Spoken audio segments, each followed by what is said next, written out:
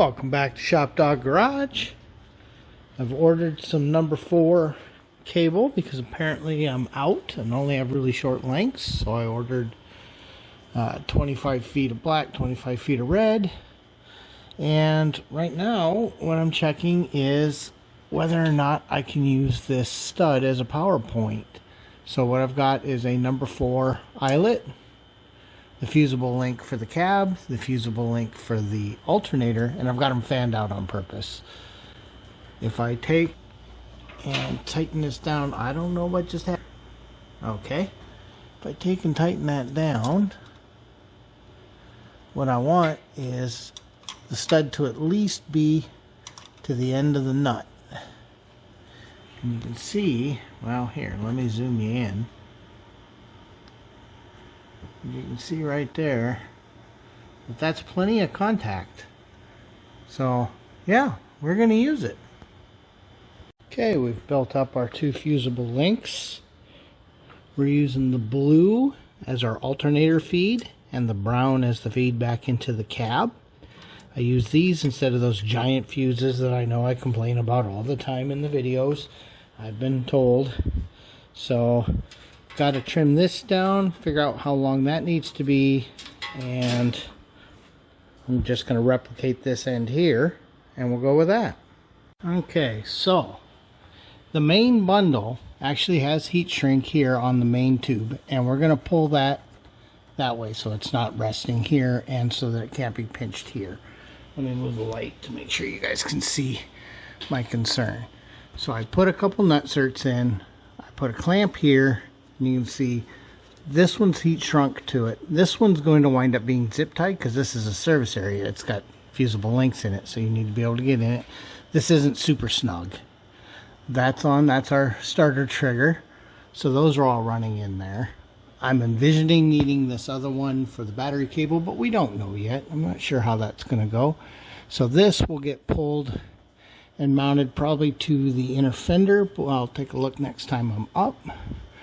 But right here, I'm getting pretty happy with how this is all set up. This should be nice and safe. We've got lots of heat shedding just from the fact that these are coated. So that'll help. And I know this is close, but you can see there's daylight there. Well, maybe you can see. And now you can see. So, you know, that's the problem you always have. It's kind of like, see that bolt on the idler. It's close. It's not touching, but boy, it's pretty close. So there, that's a little bit more done. ShopDog just came to check on me. I just put the car down. So let's take a peek here. So you can see it's under the fuel pressure regulator there. I just got to decide where I want to do my secondary tack, because I would like it to ride like that. I don't want any pinch points of any kind. In fact, I may pull the whole thing apart and come around, but I really don't want anything riding right here. So I'll keep thinking on that. There's a solution here. Alright, I think I have a solution I like. Install that bolt right there, through a clamp in. Look at that. Plenty of slack. Everything's away from the exhaust. Everything's away from anything that moves. Digging it. You can see it goes back around to a clamp under the battery tray. Perfect. Alright, so I've added a little shrink here and a shrink here. So what we've got is, I'm at a point where 1, I got to build battery cables. 2, I'm going to have to place a battery. So we're going to have to do that to decide where all this is routing to go up to the battery terminals. I have a feeling everything's coming to this corner here, and I'll probably make a little mount right there, you know, just to kind of make things nice and tidy.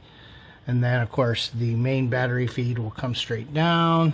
We'll get that secured in a nice manner, and then we'll do a ground to the engine block, a ground to the chassis like we normally do, plus we have the computer ground and the ground for the ignition box right here.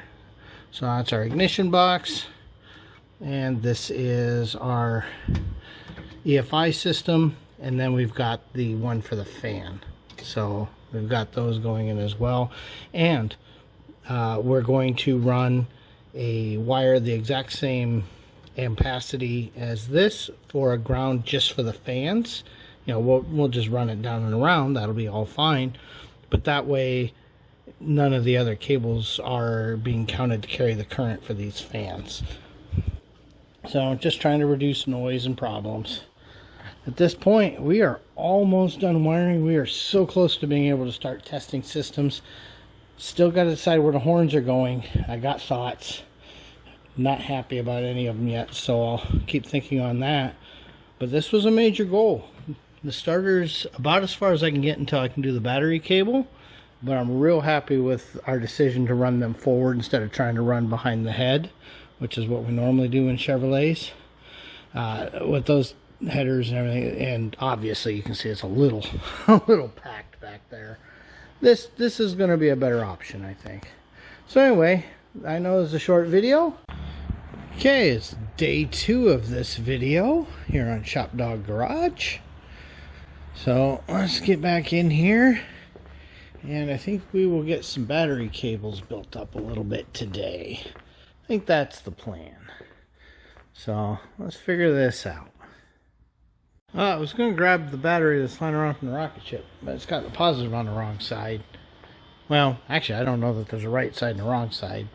But for now, I would rather the positive is not near that hinge. So, poor Pontiac doesn't have a battery for a few minutes. I just need to cut out my lengths and figure out where I'm going. But one of the next things I'm doing, I'm sure you noticed I put some paint can lids on there. Just going to verify our clearance. I know we tested this months and months ago, but always double check things. Okay, before I go closing the hood, the rest of the way, let's see if you guys can look in there. So, okay, that one brace is getting pretty close. Time to bust out the Play-Doh. Alright, I've been measuring, and that's closer than I feel comfortable with. You know, something loosens up a little bit, that bounces. That's too close. So this is a Group 24 battery, you know, which is the case size. You know, that happens to be a 24F because the terminals are swapped. But that's a Group 24, and technically the Group 24 is 8.875 inches. Well, if I come down to a Group 34, that's 7.875 inches. That's an entire inch shorter, and that would definitely make me feel a lot better. Because right now, you know, being able to grab that much more clearance, yeah, that definitely would make me feel better. I'm not real interested in arc welding the hood because something bounced or a strap came loose. I just don't like that option at all.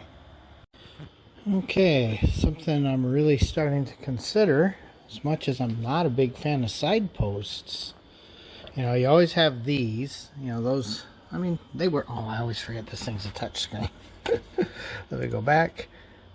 So, but then what about these, you know, the charging posts that screw into the side, still give us the lead acid top.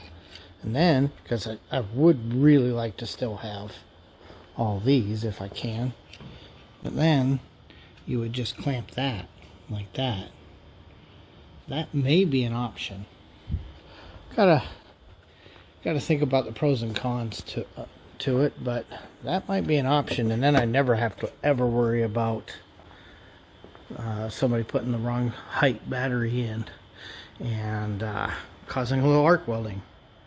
So while I'm trying to decide what to do on the battery, started running my battery cable here. So we just made this end, and then unlike these wires that are running up in a heat sleeve here, I decided not to bend the battery cable that sharp. So we've got, those would normally actually be used for the transmission lines if we had them, but instead I put some cushion clamps on there, and now we've got our battery cable run there.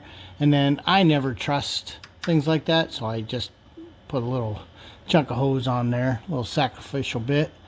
So that will now come up, you know, kind of near the number 2 cylinder, and then loop back around, and then we'll go from there. Okay, so got the cable routed roughly where it's going to go. Still looking at these things. Still haven't found a spot I really like. They're smaller than the factory ones. They're still pretty kind of big. So, but we got to have a horn somewhere. I'll keep looking. Okay, and while we're doing cabling, I did our main ground to the block. So that's on there now. Pretty happy with that. And, you know, things are coming out. At some point I got to do the overflow. That's still got to happen. There's still a bunch to do. But boy, we're getting a little every day. A little bit more every day.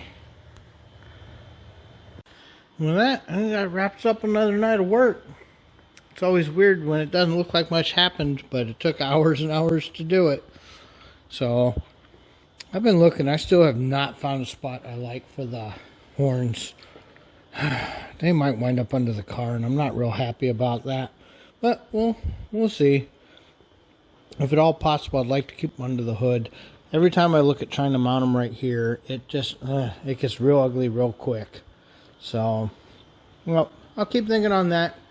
So, please like, comment, and subscribe. Thanks for watching.